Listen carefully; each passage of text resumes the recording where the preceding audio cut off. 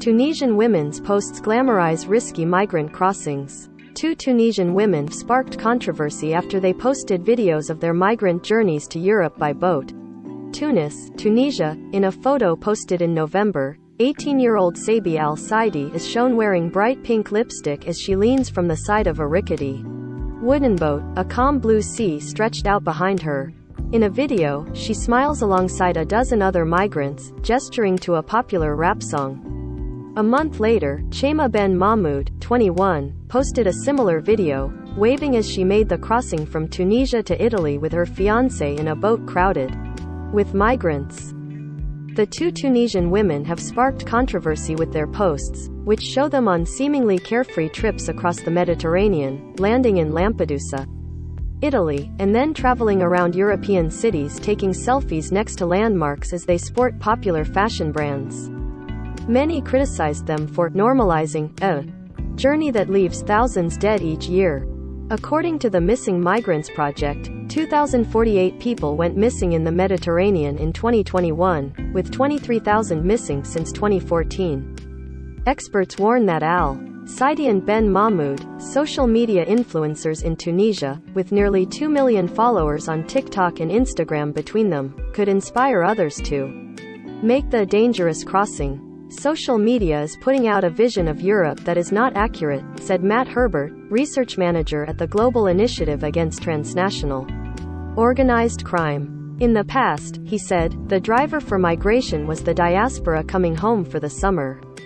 People would see their cousins wearing new, expensive clothes in Aspiretto be like that. With social media, it's much more in your face and more accessible to everybody, Herbert said. Tunisia is one of the main departure points for migrants setting off from North Africa to Europe, with thousands of Tunisians joining those making the journey from elsewhere in Africa and the Middle East each year. While Tunisia was once a popular tourist destination with a burgeoning middle class, as the country's economy deteriorated, with an 18% unemployment rate exacerbated by the impact of COVID-19, migration attempts have soared.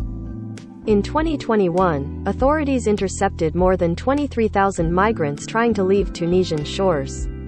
This number is starkly higher than in 2019, when around 5,000 people were intercepted, and dwarfs numbers recorded over the last decade.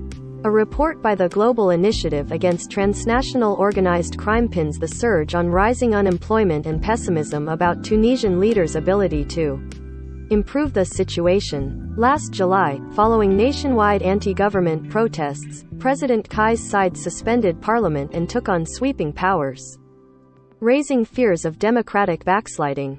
The journey across the Mediterranean is known locally as the Harka, a reference to the figurative burning of borders and the destruction of personal documents before undertaking the perilous crossing. The clandestine intrigue once surrounding the Harka has faded in recent years as more people have migrated, and it is widely discussed on social media, in music and on TV.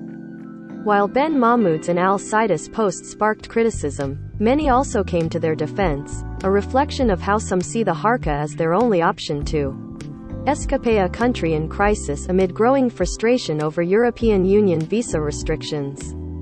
France recently slashed visas given to Tunisians by 30%, and to Algerian San Moroccans by half, accusing the countries of failing to cooperate over the return of their nationals who were in the country illegally. Shame on her? More like, it's a shame for us, posted one TikToker in response to criticism of Al-Saidi's video. She managed to make it to Italy, while we're all stuck here in Tunisia. As she underwent 2 weeks COVID-19 quarantine at a detention center in Italy, Ben Mahmoud told the Associated Press she understood the risks of the journey, but financial difficulties and her inability to get a visa had forced her to do the Harka. I didn't find anything for myself in Tunisia, she said in the interview conducted through Zoom. I have a diploma in hairdressing and I couldn't get any work in this field. Ellipsis. When I did, the monthly salary was really hopeless, around 350 dinar, $120. You cannot do anything with that. You can just use public transport and buy your lunch, that's it. Ben Mahmoud, who like Al-Saidi grew up in a lower middle-class family in the coastal Tunisian city of Sfax, said all it took was a call to a friend of a friend. She paid 4,500 dinar, $1,560, for a place in the boat alongside 23 others.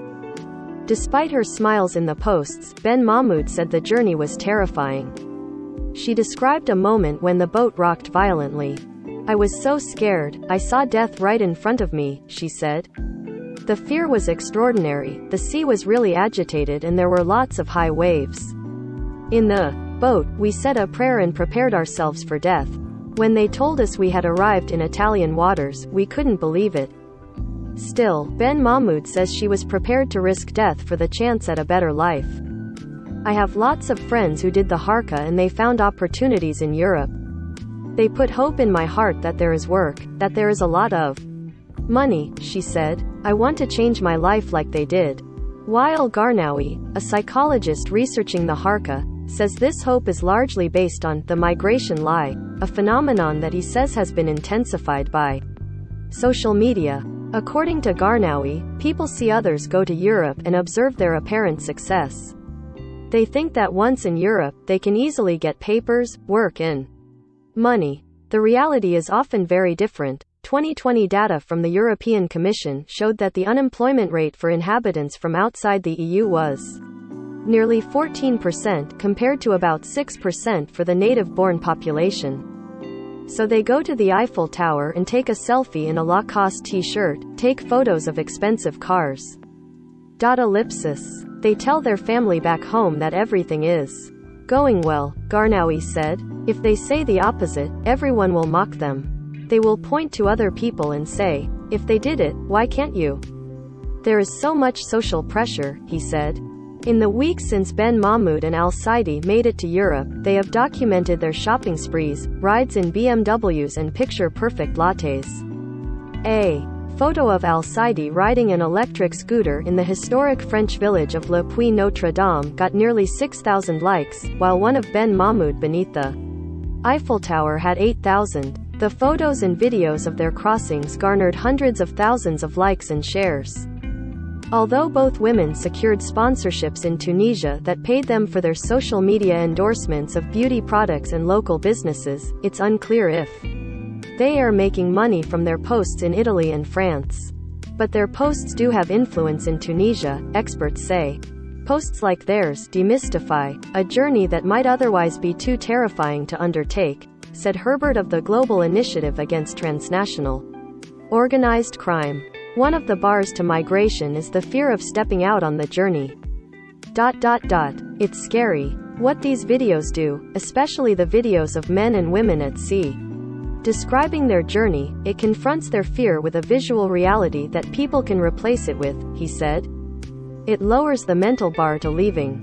Ayla Bonfligio, an expert on migration at the Mixed Migration Center, said rather than focusing on the draw posed by glowing social media posts like Al-Saidi and Ben Mahmoud's, the real controversy should be the fact that few legal pathways exist for youth to move.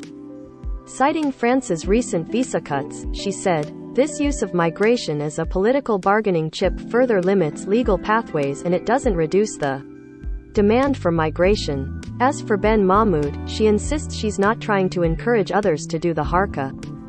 "I posted those videos because I always document my life on Instagram. Whether it's at my house, when I'm out, when I'm at a cafe," she said. "For me it was totally normal to publish stuff when I was doing the Harka."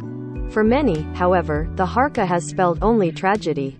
Chamsuddin Marzouk, a volunteer for the Red Crescent in Zarzis, a coastal Tunisian town, has been burying the bodies of those trying to reach Europe for years. By building a makeshift cemetery, Marzouk wanted to raise awareness about the dangers of migration.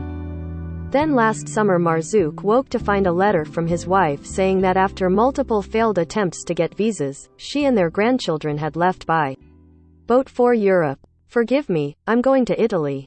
I have no other solution but the sea," read the note. "I found myself living the same situation that I'd been fighting for years," Marzouk said.